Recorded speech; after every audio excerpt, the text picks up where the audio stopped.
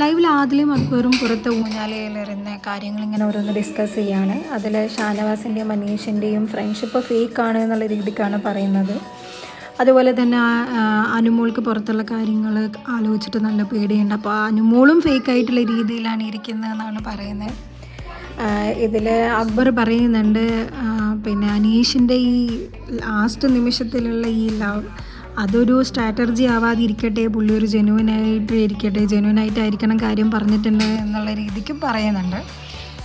എന്താണെങ്കിലും നമുക്കറിയില്ലല്ലേ, ഇതൊരു 100% game show ആയതുകൊണ്ട് തന്നെ അനീഷിന് അനുമോളോട് തോന്നിയത് ശരിക്കുമുള്ള ഒരു പ്രണയമാണോ അല്ലെങ്കിൽ അതൊരു ഫേക്കായിരുന്ന കാര്യമാണോ എന്നുള്ളത് അനീഷിന് മാത്രമേ അറിയുള്ളൂ. പുറത്തിരുന്ന് നമുക്കെല്ലാവർക്കും ഇങ്ങനെ കമൻ്റ് അടിക്കുക എന്നല്ലാണ്ട് ജഡ്ജ് ചെയ്യാൻ നമ്മൾ ആരുമല്ല. അപ്പോൾ അങ്ങനെ ഒരു ഇഷ്ടം യഥാർത്ഥത്തിൽ തോന്നിയിട്ടുണ്ടെങ്കിൽ അതിൽ തെറ്റ് പറയാനും നമുക്ക് പറ്റില്ല.